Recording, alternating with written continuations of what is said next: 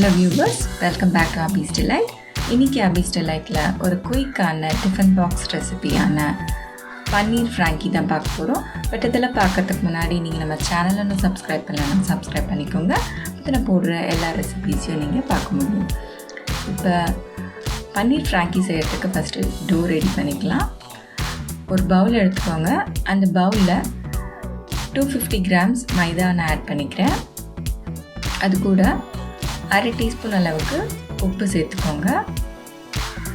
இது ரெண்டுத்தையும் நல்லா மிக்ஸ் பண்ணி விட்டுடுங்க.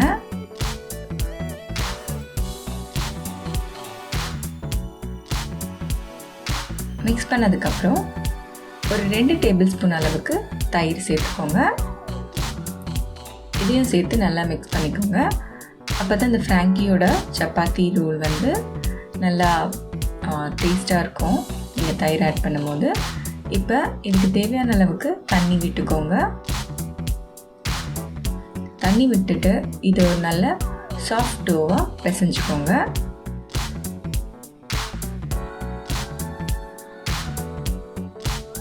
இது ஒரு 10 நிமிஷத்துக்கு நல்லா பிசைஞ்சு வச்சுக்கோங்க. இன்னொரு பவுல் எடுத்துக்கோங்க. அந்த பவுலில் 2 டேபிள் ஸ்பூன் அளவுக்கு தயிர் சேர்த்துக்கோங்க. 1 டீஸ்பூன் காஷ்மீரி சிகப்பு மிளகாய்த்தூள், 1 டீஸ்பூன் சீரகத்தூள்,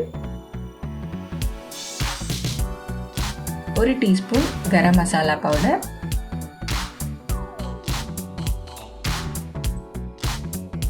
1/2 டீஸ்பூன் மிளகுத்தூள்,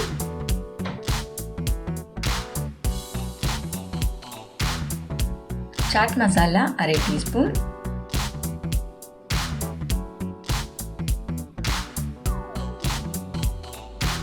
தனியா பவுடர் 1 டீஸ்பூன்,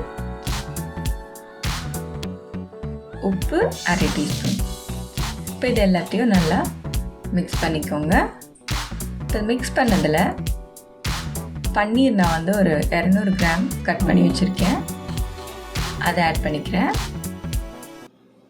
குடமிளகாய் ஒரு 1/2 கப் நல்லா ஒரு டைஸாக கட் பண்ணி வச்சுக்கோங்க. அதே போல் வெங்காயமும் டைஸ் பண்ணி வச்சுக்கோங்க, அதுவும் ஒரு 1/4 கப் போட்டிருக்கேன். இது எல்லாத்தையும் நல்லா இந்த டிக்கா மசாலாவில் மிக்ஸ் பண்ணி வச்சுக்கோங்க.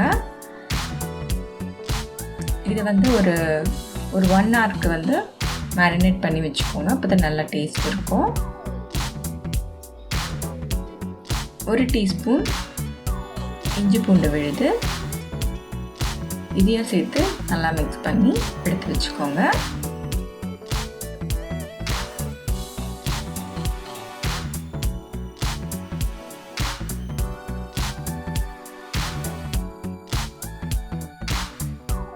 இப்போ நம்ம க்ரீன் சட்னி ரெடி பண்ணிக்கலாம். அதுக்கு நான் ஒரு மிக்ஸி ஜாரில் 1/4 கப் புதினா எடுத்திருக்கேன், 1/4 கப் கொத்தமல்லி,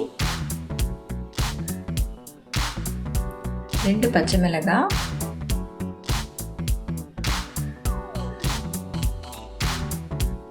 1 டீஸ்பூன் அளவுக்கு பொட்டுக்கடலை, 1 டேபிள் ஸ்பூன் லெமன் ஜூஸ், உப்பு 1/2 டீஸ்பூன். இதை அரைச்சி எடுத்து வச்சுக்கோங்க. இப்போ நம்ம அந்த பன்னீர் டிக்காவை வந்து ஃப்ரை பண்ணிக்கலாம். ஸோ அதுக்கு நான் ஆயில் ஒரு 2 டீஸ்பூன் ஆட் பண்ணியிருக்கேன்.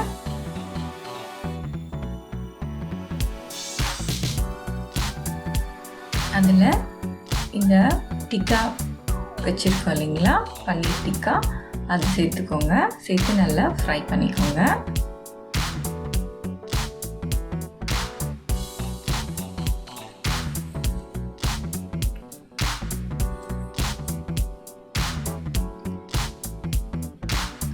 இது கூட ஃப்ரெஷ் க்ரீம் 2 டீஸ்பூன் சேர்த்துக்கோங்க.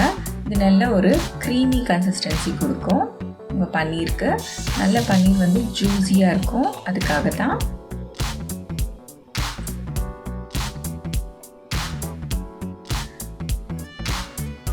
இதுக்கப்புறம் ரொம்ப ஃப்ரை பண்ணணும்னு அவசியம் இல்லை.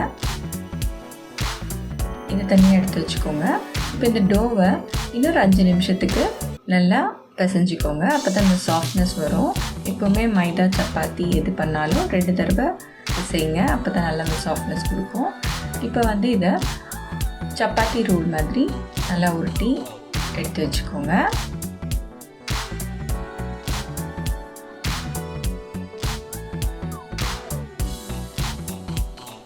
இப்போ இது போல் எல்லாத்தையும் நான் செஞ்சு வச்சுருக்கேன்.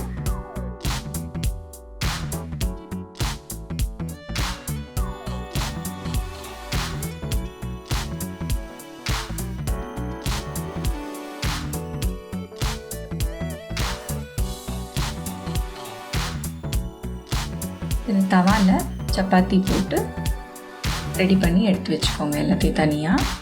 இப்போ நம்ம அசம்பிள் பண்ண வேண்டியது தான்.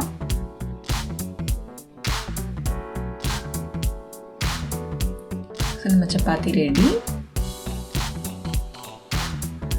இப்போ இந்த ஃப்ராங்கி ரொட்டியில் நான் கொஞ்சமாக மயோனீஸ் ஆட் பண்ணிக்கிறேன். அது கூட க்ரீன் சட்னி நம்ம செஞ்சு வச்சுருந்தோம் இல்லைங்களா, அதையும் ஆட் பண்ணி ஸ்ப்ரெட் பண்ணி விட்டுக்கிட்டேன். இப்போ நம்ம செஞ்சு வச்சுருக்க பன்னீர் டிக்கா ஆட் பண்ணிக்கோங்க.